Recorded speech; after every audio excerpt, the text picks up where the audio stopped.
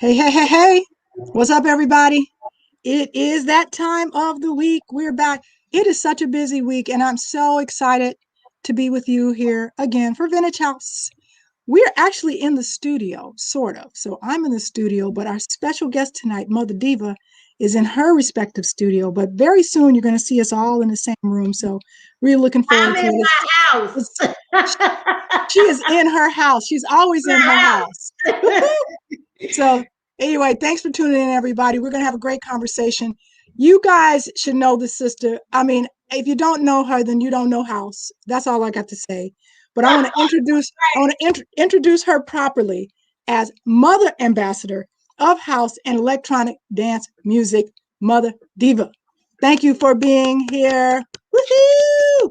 Yes, Thank you ma'am. so much for having me, Lori, and I'm so proud of you, and I'm loving what you're doing here. You're keeping the culture moving, and that's what we need. It's a wonderful show.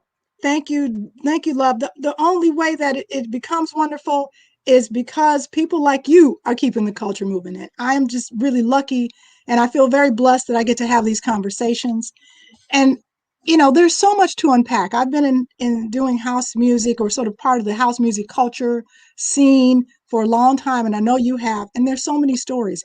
I feel like we can never get to all of them. So I'm really just pleased as punch that we can hear a little bit of yours tonight. Yes, and I want to give a shout out because I have on my DJ Marcellus T-shirt Yes. because what I'm trying to do at this point, especially with what I do at Daily Plaza, Hmm. is I really want to focus on the youth, the kids that are spinning now. And DJ Marcellus was the first 10-year-old child that I had spin at Daily Plaza in 2017. He's almost 15 now. So he's growing up.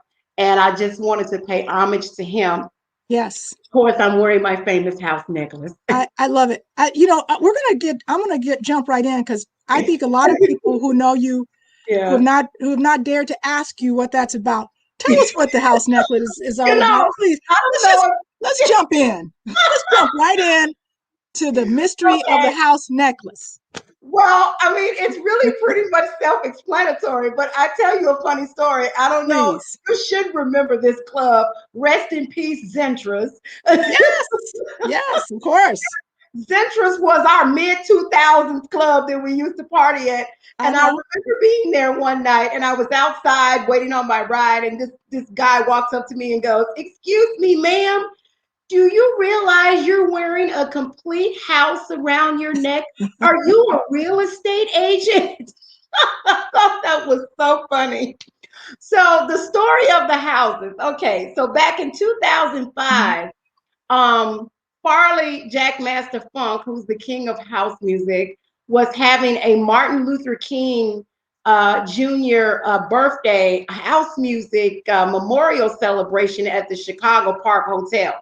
And Mhm. so I just felt that, like hip hop and other music genres, house music kind of needed a mascot or a face or something that it can identify with as a brand.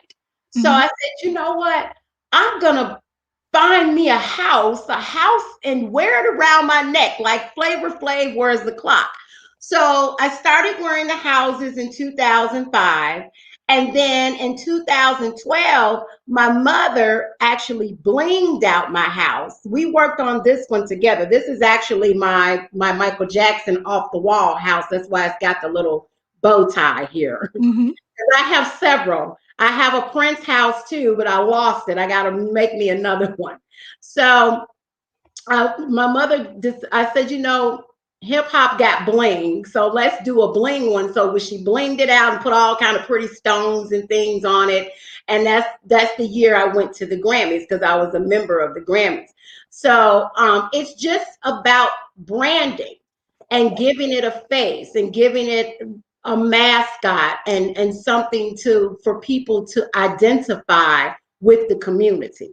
So that's why I started wearing them. And actually, Marshall Jefferson bought a couple from me, and I sent them out to him. And he actually wore wore them in a movie where he played the god of house music or something. So I was Wow. very, and it was so funny because some people thought that I would be angry that he was wearing a house. I'm like, are you kidding? If everybody started wearing a house, that means I started a trend.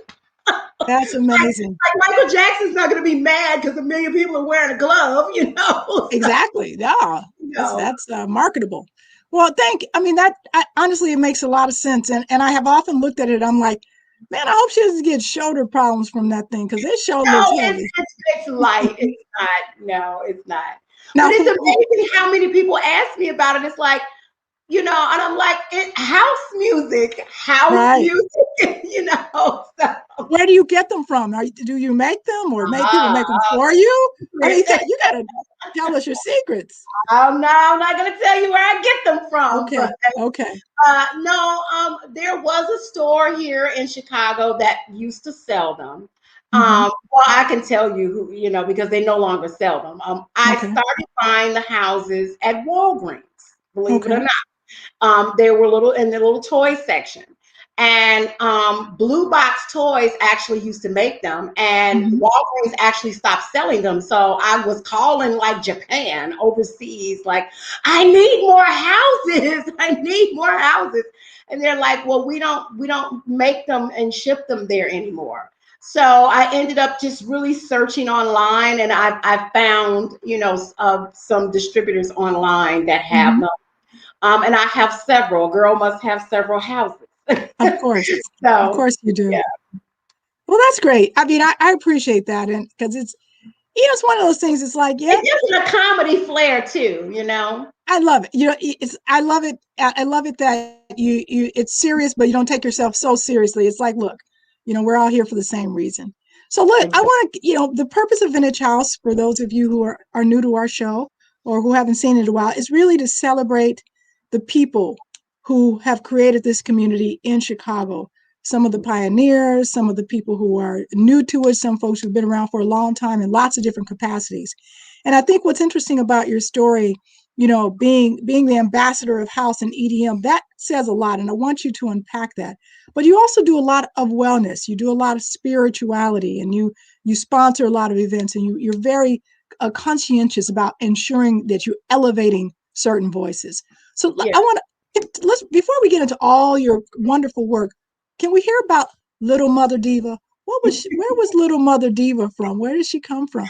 Okay. Well, I was born Valencia Renee Dantzler on February 10th, 1971 at Oh, 9:30 p.m. at I ain't St. Jude mad. Hospital on the north side of Chicago. I grew up after my mother had me, and I obviously just didn't want to come here because I was 10 days late, but Oh I wow. finally arrived. And my mother and father lived on 88th and Parnell, and then my Okay. parents split, and she kind of moved around the south side of Chicago a little bit, and we ended up in Bronzeville and Lake Grove Village. Okay. And then in part, I also kind of grew up in Hyde Park because my sister and her brother, they lived, because we had the same mother but different fathers. They lived in Hyde Park, and I started going to Kosminski and spent a lot of time in the Hyde Park community. And then I moved downtown, which, this is a really interesting part of my life because in 1981, which is 40 years ago, because I just turned 50, I moved to 600 South Dearborn. And when I was about 12, I was walking past this street called Plymouth, and there it was, Import Records. And I was the little girl that used to go in the Import Records and shop. And Tony Mendaka actually can attest to this because he was assistant manager at Imports. And when Tony and I saw each other at the Chosen Few, when they were at this was in 2005. So this picnic was right off of 59th in Stony Island, like that little what's it called, the Midway Plaza or something. Hmm. It was right there. And he said, "You were the little girl that used to come into Imports and shop." I was like, "How did you know that?" He said, "Because I remember your face." He said, "You were the only little girl that would come in there buying records." And it was because I had an extensive background in just being able to listen to music. Like when I was a kid, I would go buy records and sit in the Hmm. floor and I Hmm. would read the credits. And the two people I was fascinated by that I saw on the back of the almost everybody's album was Greg Fillinganes and Paulina DaCosta. You Hmm. know, and I often wondered, who are these musicians? They getting all the work. So I used to go to Loop Record Store and I used to Yes. buy all my mainstream music, but imports had all of this experimental music because it Hmm. wasn't called house music as of yet. Right. It was Yeah, kind it was a of like mix. right. And what I try to share with people, I had this conversation with Charles Matlock at Hmm. Columbia College at a seminar. And I said, look, this is what we need to clear up. Disco did not die. Disco was assassinated. It was murdered and killed at the White Sox Park in 1979. Do you really think so?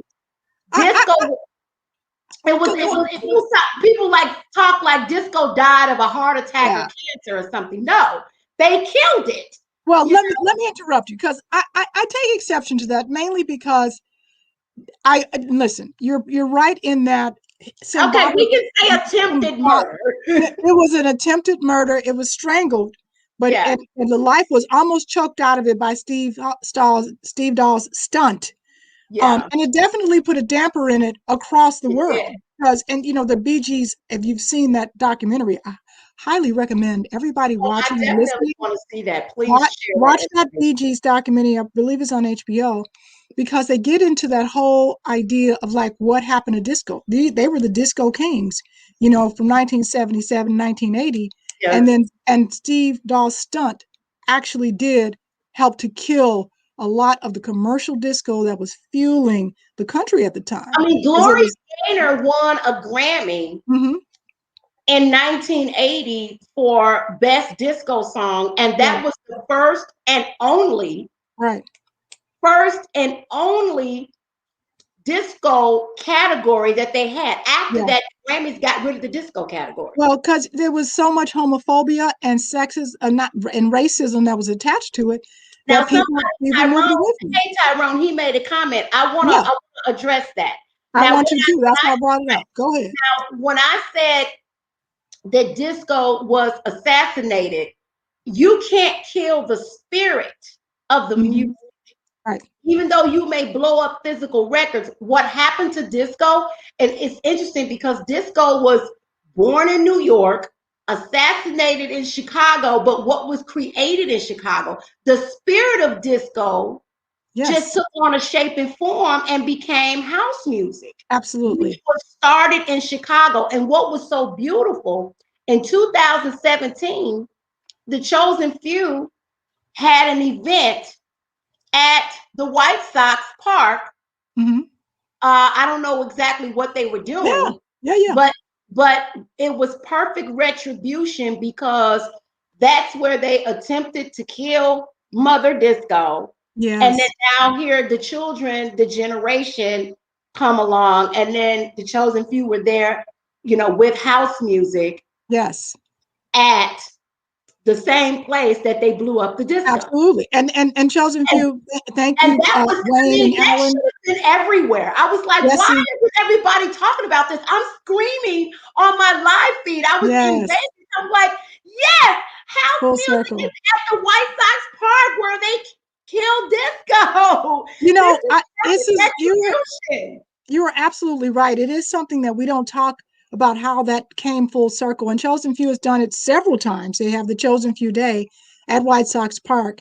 And I hope that it can happen again this year because it would be great to pull that story out of the dustbins and really make the connection. Like people get it if they're there at the park, but to really maybe do a better focus on what did Steve Dahl do. Now remember, and Vince Lawrence illustrates this very well in a couple of documentaries that he's in, where he Mhm. says that these people were not just trying to kill disco, they were trying to kill black music. So Yeah, when they were blowing up records, absolutely. They were Yeah, just, that's what he it was. said a lot of them Because weren't a lot disco of them records. wasn't even disco records. It was Right. They were just Marvin black music. Gaye and just all kind of R&B. Yeah. Yeah. And he was there for that. So I want to back up to something you said because, Before, you know, yeah, before you do go that, ahead, let me get finish this really quick. please. So what happened was when I was about 11 years old, Mm-hmm. because I had an extensive record collection because my sister would used to lock me up in the room, and then I was with her and her dad, and they had all these records, Dionne Warwick and Bobby Blue Bland and all. And so I was exposed to Isley Brothers and uh, ABBA and the Doobie Brothers. I was exposed to all kind of music, but I liked the sound of disco because it was kind of bouncy. So when I was about 11 years old, a lady in the building, she asked my mother, could I come DJ her party? And so I was just playing one record behind the other and playing tapes. And there were grown people there looking like, what is this kid doing here? It's like, she's the DJ. It was so funny. I always wanted to be a DJ, Lori, but what happened? My sister kind of discouraged me. And she Why? said, DJ, I said, well, I wanted to be the Yeah. DJ on the radio. I wanted to play Right. music and do talk, which is kind of Uh-huh. what I do now. I'm a talk show host, Uh-huh. but I never learned how to spin. Some DJs were kind of trying to teach me how to spin, but I'm a DJ in my mind. Like when I sit down with the DJs and I Mm-hmm. want a mix to go a certain way, I can say, Mm-hmm. okay, I want you, this is your end point, this is your out point. I want a backward spin here, and I want you to edit it here because I have a Yes. background in film and television as well as a little bit of sound. Mm-hmm. So I know how I want things to sound and I can You're more arrange it. the executive producer. Yeah, I'm executive. I'm a visionary, but I can't actually physically do it myself. Well, So somebody's got to create the vision. Somebody got to do it. that's right. So Might as go well back. be you. You want to go back to something I Oh said. yeah, Go. we like to walk through history. Hey, Yeah. Lorna Davis Robinson, that's my friend from New York. Thanks for tuning in. Hello. I wanted to. You said you lived in 600 South Dearborn. Right across from Import Records. I lived in that building for 3 years.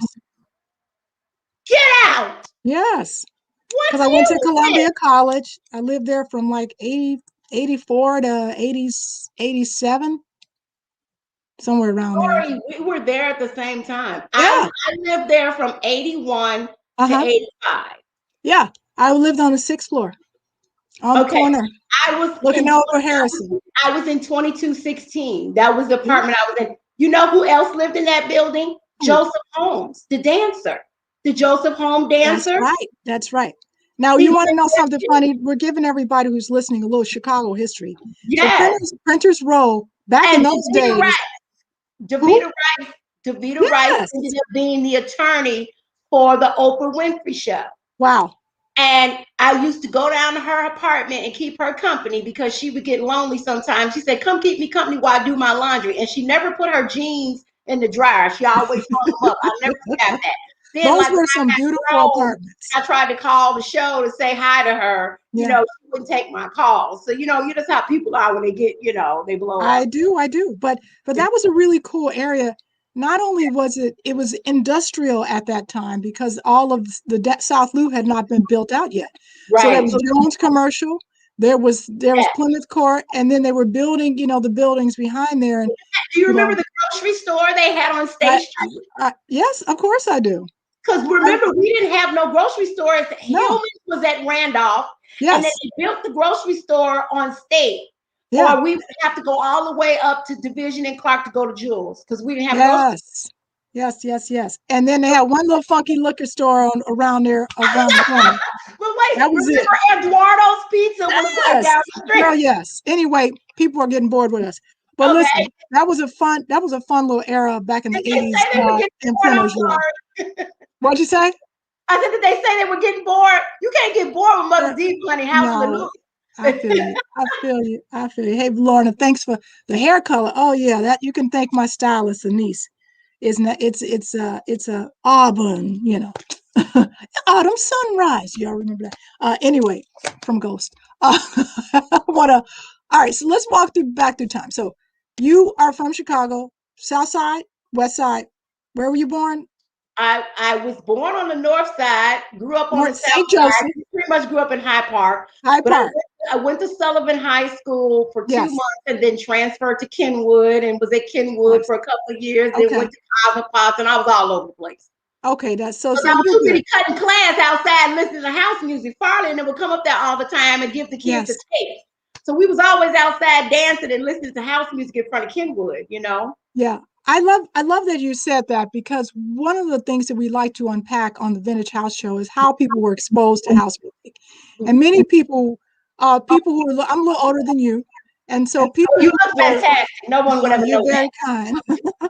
But people who were my age, who were coming out like in the early 80s, late 70s, early 80s, were more so exposed to a different style of house music that was long mixes, in the clubs. So we were going to the clubs where you would hear a song that's 12 minutes long and, versus a lot of the people who were younger were exposed to house music through the Hot Mix 5, through people on the radio, Steve Hurley, you know, Yeah. folks like that who were in and out. They're playing mixes. You hear 2 minutes of this, 3 minutes of that. And so they have a different kind of appreciation for house music. So Right. so not everybody comes from that same, background.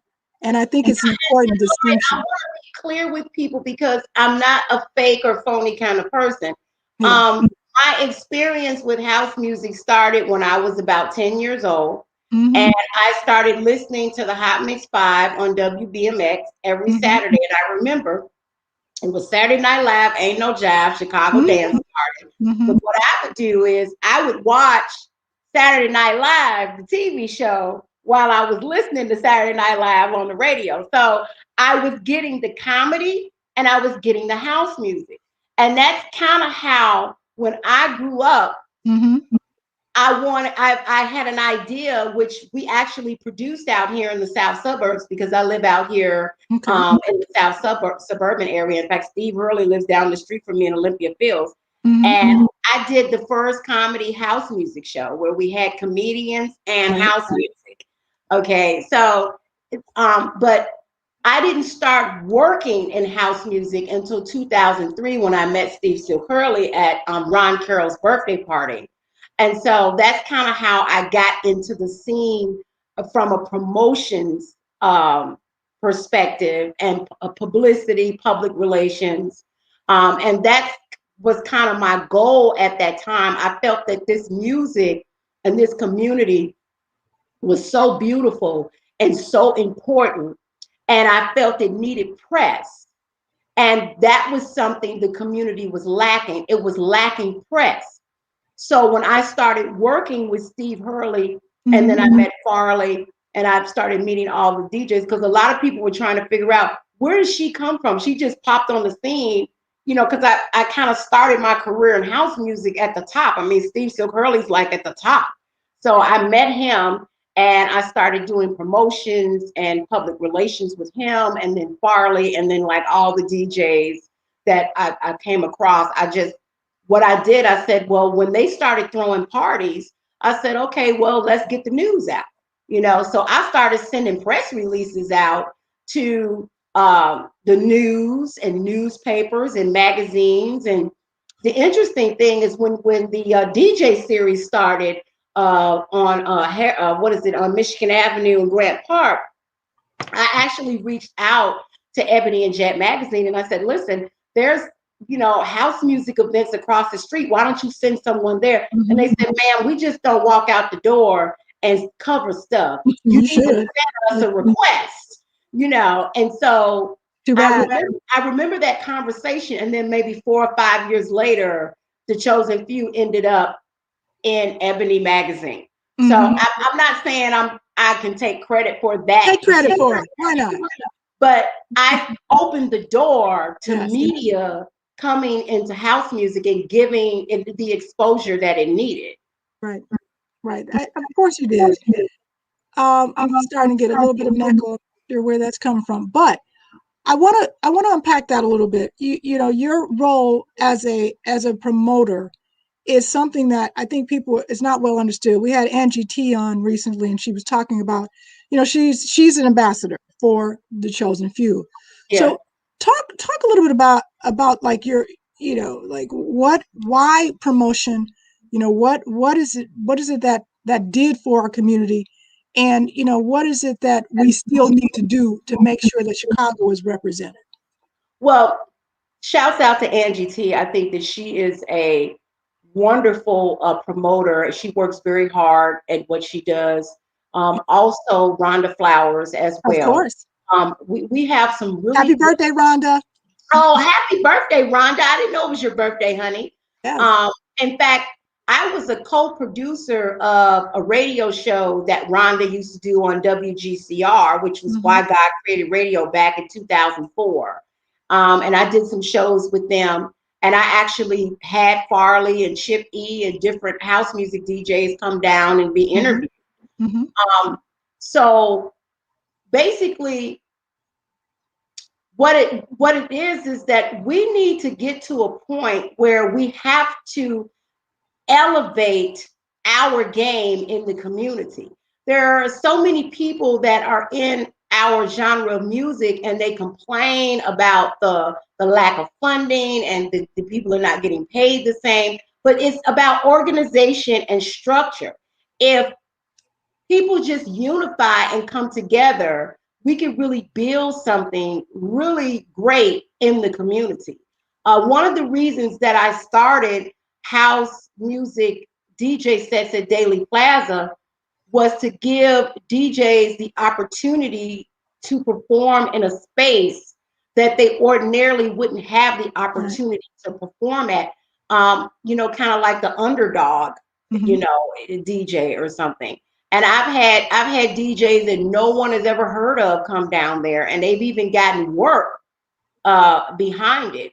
But Mm-hmm. I wanted to add some other elements to it. As a community activist, I just didn't want this to be, let me set up a stage and have some DJs play house music and have some people come sing and dance and juggle. Mm-hmm. I wanted to have an educational component, a health component. So and when I started house music there, it was in the middle of me planning it. Frankie Knuckles had passed away. So it became my first house music event, which was April 16th, 2014. I just celebrated 7 years being there. Mm-hmm. Uh, it was a dedication to Frankie Knuckles. And so I started to see a wave of people passing away from health conditions. And I said, you know what? I am constantly doing memorials. I'm going to have to shift this and say, okay, I'm going to do house EDM music, health and wellness DJ sets. And I'm going to give out information on how you can detox your body from disease and reverse health conditions and invest in gold and silver and, Mm-hmm. do something unique and different, because this is why house doesn't have the brand that it should have, because there's not enough creative people in our genre Mm-hmm. that are willing to tap into the creative side of themselves Mm-hmm. and put something together. Like if you go to Spring Awakening Yeah. and you go, you see like water slides and waterfalls and Mm-hmm. Ferris wheels and the stage is all lit up and Right. have all these light shows and it's just a festival and Mm-hmm. it's beautiful. And I'm Right. like, this is why it, EDM, I would say that, house music is the string. Okay, when you look at a kite, you have, house music is the string, and that EDM is kind of like the kite, and it's flying up, but we're still at the bottom of that string, and it's Mm-hmm. only because people will not come together and be organized and try to elevate our community. Mm-hmm. I've tried to work with so many different people to Mm-hmm. bring us all together, and this is not a house thing, it's a Chicago thing. People in Chicago are very selfish and they want to do their own thing. And a lot of times everybody is just dispersed. Mm-hmm. Why is that unique to Chicago? What I mean, tell. I've heard this You know, argument before. honestly, I'm not sure if yeah, I agree. I just feel the reason why it could be is because you have to grind harder Mm-hmm. Here. Many Okay. people that are trying to grind to get to the top, and they feel like they're afraid to open up and share because they feel like Mm-hmm. someone is going to steal their shine or take I, I something from them. I want to agree with you here because I have definitely experienced that people who I love and know, when I Mm-hmm. say you should do X, Y, and Z, they say, no, I'm waiting till I write my book, or I'm waiting until I do this. And I'm like, but the moment's now. And then the Exactly. moment passes, and then that moment is gone. It's And so gone I don't know if that's uniquely Chicago. I think it's uniquely, folks wanting to make sure they're not abused or taken advantage of. And I wonder, let me ask you this. I'm gonna posit this for everybody who's listening too. Chicago DJs created house music, right? Chicago DJs and promoters created house music. The Yes. canon, the genre came from people in their basements, the Chippies, the Jesse Saunders, the Vince Lawrence, the Craig Loftus, the Steve Hurleys, et cetera, who created this music, right? They were also the people who got really taken advantage of. Many of these people got taken Yeah. advantage of by unscrupulous business people who knew Yep. business. We knew music, but other people knew business. So I'm wondering, now I'm thinking as I'm saying this, so forgive me, mother, but I'm wondering if that attributed to some of this reticence, some of this caution around sharing. What do Well, you think? I believe that it could have been a contributing factor, but Hmm. think about what you just said. Okay. What you just said had been going on in the music industry long before Right. house music. That's true. James Brown, Ray Charles, they all went through this. In fact, Ray Charles was one of the first African Hmm. American musicians to own his own masters. And Right. when James Brown came along, Okay, Tyrone. yeah, when James Brown came along, he decided that once he learned that he can cut out all the other people and become the promoter and get all the money for himself, it was just a learning process. So, what happened in house music, as Hmm. far as record labels and people, and I mean, you got to put it out there. Rocky Hmm. Jones, Larry Sherman, they took advantage of a lot of people, Hmm. you know. And the thing is, they were no different than what Barry Gordy and Yeah, Motown it and does say Barry Goldie, all you of them. know, yeah, I mean, you it is what it Yeah. is. I mean, the thing is, going speaking on Barry Gordy, when Joe Jackson signed the contract with Motown for the Jackson Yeah. Five, in the contract it said that Motown now owned their name. Yes. And when they I left, still they think had to there's leave something their to name. it.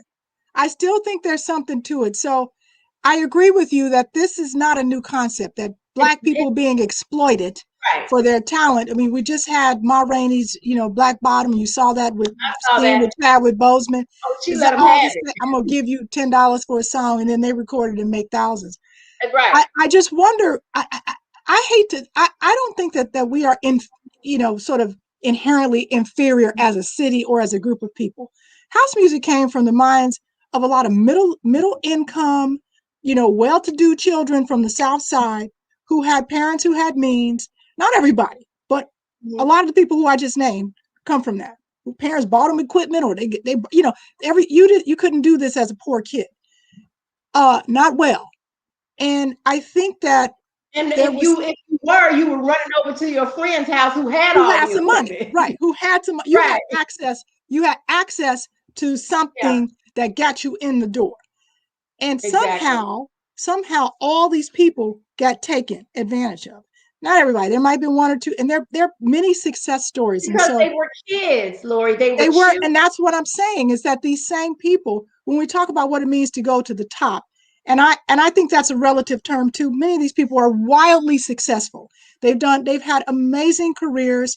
Many of them are full-time artists, and if they're not full-time artists, they're full-time business people, they're full-time scholars, they're lawyers. Many of these people are very But successful you people. have to take into consideration where Hmm. it took them. Going back to, you Sure. know, the first person that I started working with in house, which was Steve Silk Hmm. Steve had been nominated for a Grammy 4 times. He remixed for all Okay. these people. Steve Hurley started off as a DJ and he had Yes. parties. Yes. He got into production, he got into producing, Mm-hmm. he got into remixing. Mm-hmm. Okay. Yep. And so because it took him into that Yes. direction, and now that's where the money is. Right. Right. Okay. Yeah. And he's smart. He's a businessman, so he was Right. able to But do that. here's the thing, how many people became extremely successful in Yeah. house music just DJing and not doing nothing else? It's difficult. It's difficult Exactly. because in this field, there is a certain trajectory that it was expected. That if you DJ, then you produce. Some people did, they just sort of skip to production. You talk to Vince Lawrence, Vince will tell you, that's DJing was not, he was like, I want to do this, I want to make money, I want to produce, I want to, be on this other end. And so a lot of people jumped right into it. Um, but I do think that I mean, you I want can to, make money at it, Lori, but you got to yes, have a gimmick, like the girl that's the topless DJ. I mean, if you got a yeah, yeah, gimmick and you got magicians and you're doing all this stuff and you're mixing and you're yeah, scratching and you're doing records up, yeah, you can make a lot of money if yeah. you got to have some element at it, but you're And not that going ain't to gonna sustain you because $5 people are million going to be get bored with that, mixing and scratching. It's just not going to happen. and it's not going to sustain you. You have to have different ways to create that space and to sustain the space. The reason Exactly. Madonna could stay on top, that's why I brought her up for a reason. Yeah. The reason Madonna can stay on top is that she came out. She came out. We were talking before we got on the show about Madonna, so I brought her up for a reason. But she stayed on top because she evolved. She evolved. She changed. She grew out of it. But we talked about Madonna a little bit because Mother Diva had some experience with Madonna, and we're going to talk about that. But I will Well, say not this about this: directly, but I know, some but we people. had a good conversation. She's one of these people who, You got to thank Jelly Bean Benitez for her production. yes, I mean, she was a house. She was her a house producer. music person. She she became known in the house music circle for everybody. Y'all listening, whoever's listening, you got to agree with me or not.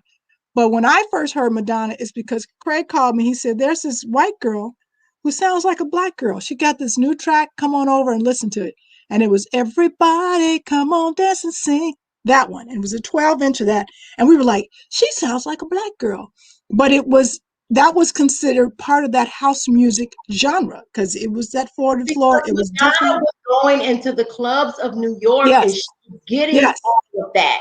And that's the Yes. one thing that Steve even told me when I interviewed him. He said the difference between New York and Chicago is that Chicago people have to work harder because Yes. celebrities are not coming into our clubs listening to, they go to New York and they go to LA. Yes. So you're right. Okay, so there are some unique elements about Chicago. So people stole the music from kids. You had to grind harder. Yes. Okay, so so we about to deconstruct this right today. Yes. Come on now. It was thievery. Yes. There was thievery and You don't Tyrone. out. Tyrone, I want to acknowledge your comment. They stole from each other too. Okay, I feel Oh you. yes. But there was that. There was the being in the Midwest, which is highly segregated. We like a suburb of Mississippi. So, there's some downsides to that because it's not this cosmopolitan place where you have music industry, film industry. It's grown into that. Yeah. It wasn't there in the early 80s, early to mid 80s. No, we So were there kind was of some, big, in terms of Chicago was more so big with talk shows, Phil yes, Donahue and AM Chicago, those kind of things. Oprah. But yeah, we didn't have, going and just to, Hmm. to go back to what Tyrone actually said, what happens is when your oppressor Hmm. steals from you and treats you a certain way, Right. then you end up doing it to each other. It's Okay, like, third element. That's your crabs in the barrel. So I think yeah, we have the triad elements of why Chicago did not succeed as wildly as New York or Detroit or something like that. Although I think success is relative, and many of these people are wildly successful, as I mentioned. But if we want to address that question that keeps coming up, like why doesn't Chicago get that shine? I think some of it is people aged out of it too. You had these young people who were creative juices flowing, making this new music, and then it went away. Somebody went to law school. Somebody joined the army. Somebody said, I'm going to move to New York. That was me. I'm moving to New York. I want to be in production. I don't want to be a DJ. Then I decided I wanted to be, so then you have this gap. Some people got addicted to drugs. Some Yeah. people got HIV. Yeah. So then you have this gap, these gap years And where, now you have extreme yes. alcoholism in house music. And I want to talk about that Hmm. because what has happened is you have so many promoters who have to rent spaces out of Hmm. nightclubs. And the nightclubs over the past 10 or 15 years have complained about our community. And they Hmm. say, house people, you just want to come in here and drink water and waste our time and just dance all Right. night. We can't make money, giving you water. So Right. now you have a wave of people in house music who are kind of like forced to buy alcohol. And Hmm. then some places they got chicken wings. So now we all getting drunk and getting fat, with all these health problems. I'm just Uh-uh. saying, there's all these elements to it. Yes. I mean, I'm a big girl. I ate plenty of chicken wings at the house club. That's why I'm trying to lose the You are weight now. funny. But You are but funny. you bring up a very good point Hmm. in terms of what the direction that you're going in. And the Yes. only way that we can resolve it, it will only be resolved if unity comes together. Okay. It's I not feel coming you. E Smooth, thanks for tuning in. together. Hey, Eric. He disagrees vehemently. I love it. With the exclamation point. The comparison is not fair. New York Exactly. City He's has a whole saying New industry. York City has a whole We industry. did say that though, Eric, before you That was tuned the in. whole point. Is that we didn't have an industry. So we were scrapping, you know. We were scrapping. So that is a big point. But I agree with you. Which I also feel that Chicago house music community, as well as the DJs and the music producers, I think that they're even more creative because they had to work even harder than the ones that are coming out of New York and Right. LA because the industry, the entertainment industry and the Uh-huh. music industry is Los Angeles and New York. If Right. you're in Chicago, then you're going to have to work twice as hard to prove yourself or 10 Yes. times as hard. Because I even asked Steve, I said, well, why didn't you move to Hollywood? He said, because I didn't want to raise my children there. Steve became extremely successful staying his butt right here Right. in Right. Chicago. Right. And I had to learn that. I moved to Hollywood because I wanted to pursue a career in film and television production, but I wish I had Yes. stayed here or either gone to New York. Yeah. I've become more successful being back home in Chicago than Yeah. I And ever some was people in are. LA. And I And did do movies and TV yeah. shows in Los Angeles, but So that's I'm I no think you're more bringing here. up a I think you're bringing out a fourth element is that people moved away pursuing things which kind of stripped our city of a lot of its talent. East Smooth stayed But here and East Smooth made it big. Lori, even though people moved away, the Hmm. music, because we're talking about elevating the music to another level to where Hmm. maybe it's a little bit more Hmm. successful than Yes. it was. Remember, what we created here, Hmm. the people overseas love. In Hmm. fact, when I interviewed Glenn Lewis, who's a South African DJ, he said in Hmm. South Africa, we have house music stores, we have Yeah. house music commercials. They have a complete brand with what we've Woo. created here Say in it. other parts of the world. You're never recognized in your own home Well, you space. know what? I think that's changing. I know Farley is opening up a store.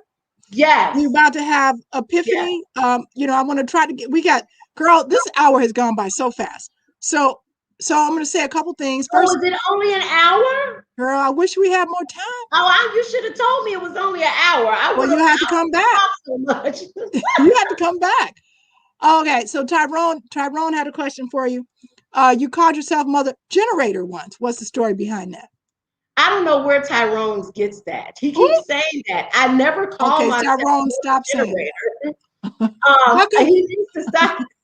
No, All what right. happened was I used to do shows at the generator Ah, when okay. I was a Martha Wash tribute artist. And I Sweet. would perform with the drag queens and do shows down there. But Okay. he keeps saying that. I don't know where that came All from. right, Tyrone. But I love you, That's Tyrone. she loves you, and that's where that comes from. Raheem, how come Northern New Jersey gets left out of the house music discussion? You are now part of the discussion. We're going to talk about Northern New Jersey. You know who we had on here? I don't think that they're left out of discussion, but Right, we started it, so this is home. I mean, right, and they've contributed. Everybody has contributed. You know, house music was not yes, just created by one particular person. It right, was a collaborative effort, and it grew. And I have much absolutely. respect for New Jersey, New York, the go-go music that's come out Yes, of DC and Baltimore and the trans world. I mean, I love it all. That's why I said I'm the Madam Ambassador of house and electronic dance music. yes. But Raheem, we actually just had um uh I'm sorry, Jihad Muhammad on our show Okay. last week.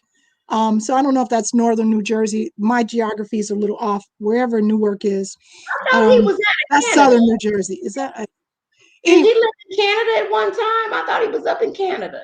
He's New Jersey. He New Okay, Jersey. he's in New Jersey. Yes, he Okay. is. So look, we got a lot to cover in the last 10 minutes of the 15 show. minutes. I Yeah, appreciate okay, y'all let's do it. hanging out with us.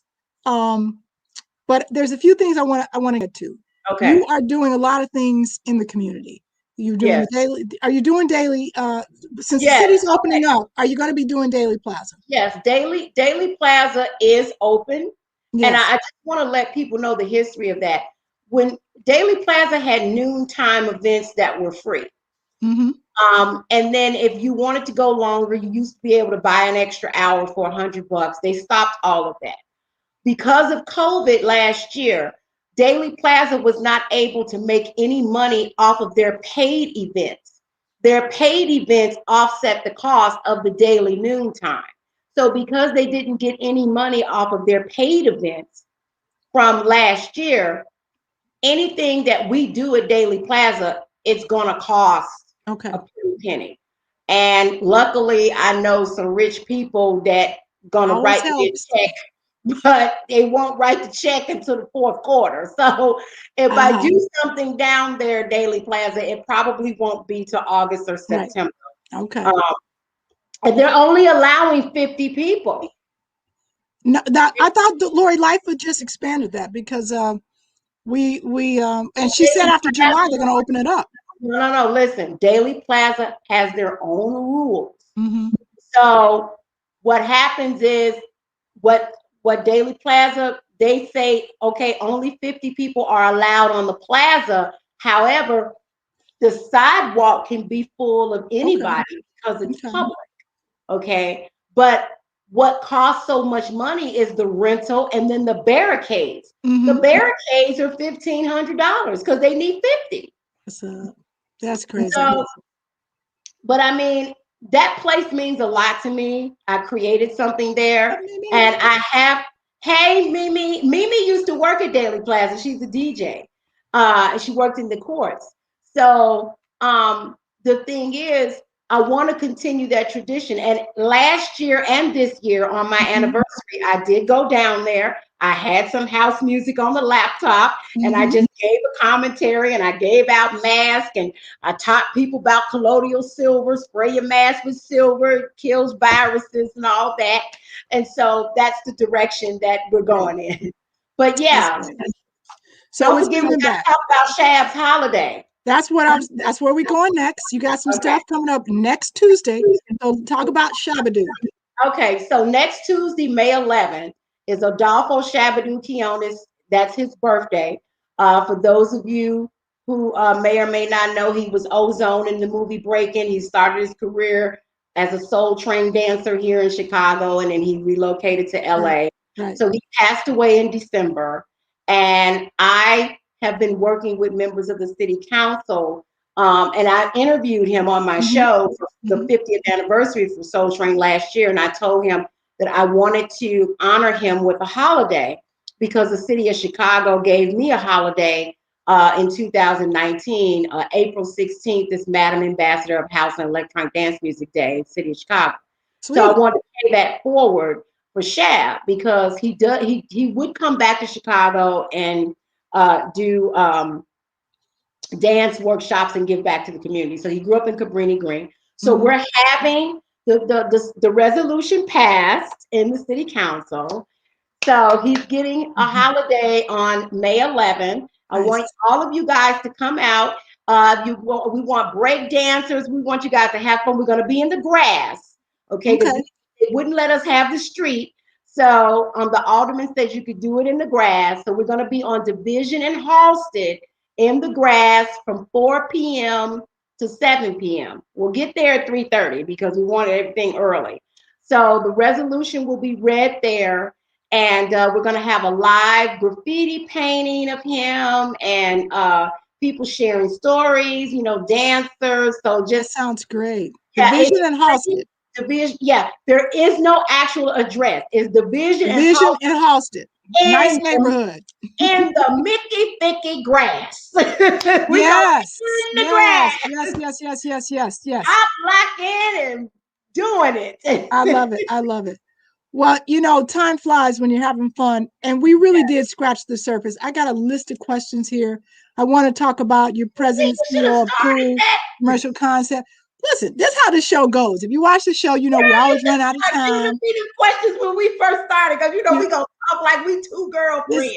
Exactly. Well, this is the best part about it.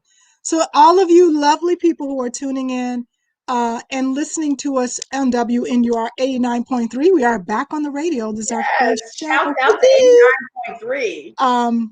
We just appreciate you all so much. And YouTube and Twitch. There's a lot coming on. Keep it tuned to Twitch. I'm going to be spinning live in just a few minutes for our radio show. Oh, that's good. That means I can do my exercises. You sure can. You come on in the studio with me. I'm going to add Lauren to the stream. Lauren, did you want to say hey? Hi, What's Lauren. up, everybody? Hey, Mother Diva. What a great interview. Thank you. There may be some feedback because I'm listening to it. Yeah, I don't hear feedback. Oh, that's great. But before I tune off, I'm going to run over to the studio. Make sure if you want to see the exhibit at Epiphany Center for the Arts this Saturday, there are still some spots available, but you must RSVP. They're taking names at the door. And if you're not on the list, it's going to be very challenging to get in. It is a beautiful space that can easily accommodate hundreds of people, social distance, lots of different spaces, inside, outside.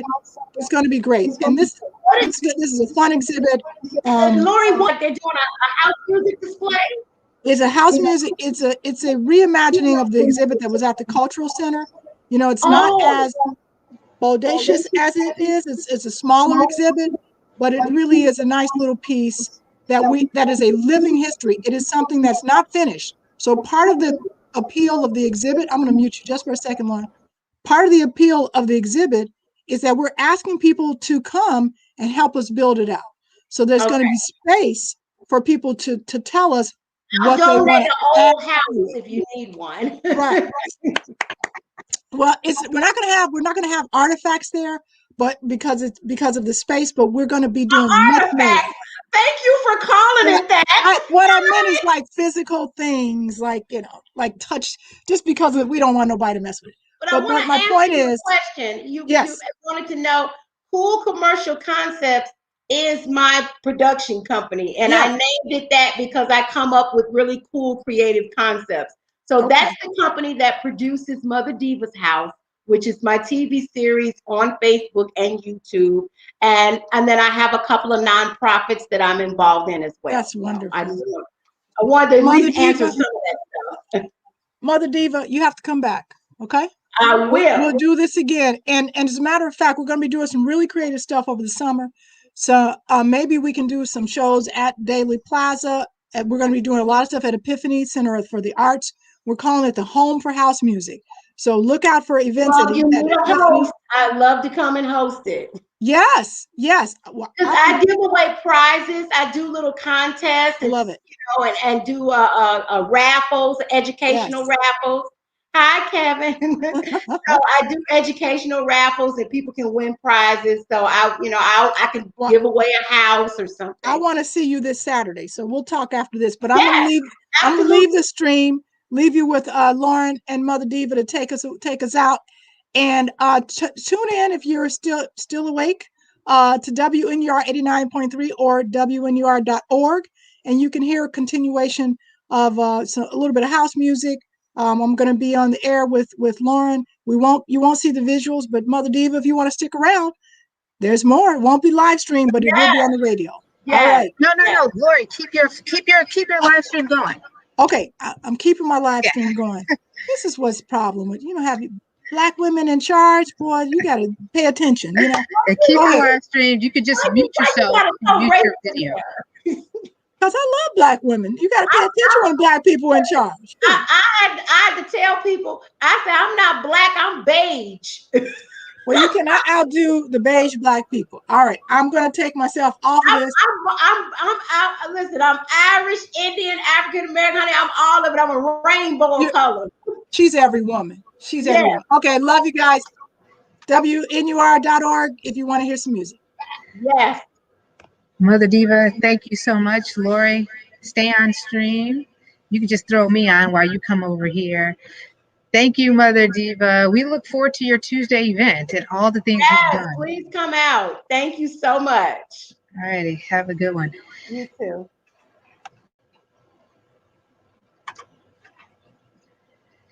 All right, people. We are now in the mix on WNUR 89.3 FM. So happy to be back in studio. We have been in studio. We've got we have shows with DJ Momami, one of the young DJs that is really bringing the music forward. Every third Wednesday, we will have DJ Carl Jenkins, an old school DJ who is bringing phenomenal things to the music. It's just going to be, the Vintage House Show was really on fire in 2021. So we just really look forward to bringing you all more content, fantastic things. Epiphany is going to be just unbelievable. Actually, Laura, if you want to just chat a little bit first, it's up to you. I think what's going on at Epiphany is bigger than just this event this weekend. But Lori has created a lineup of one of the most powerful shows probably we'll ever see in the history of house music. I mean, heavy hitters, including DJ Drea, Alan King, Terry Hunter.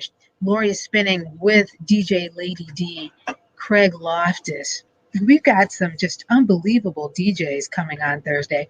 And there's some new elements to it as well. You all can join. If you can't come to Epiphany, you can also stream it live on Epiphany's site. So Epiphany is going to be hopefully sharing the information on how you can join the stream and listen to the show. You can be at the show all day, 2 o'clock until midnight if you wanted to. So it's going to be a really wonderful show. Yeah, we're going to have a good time.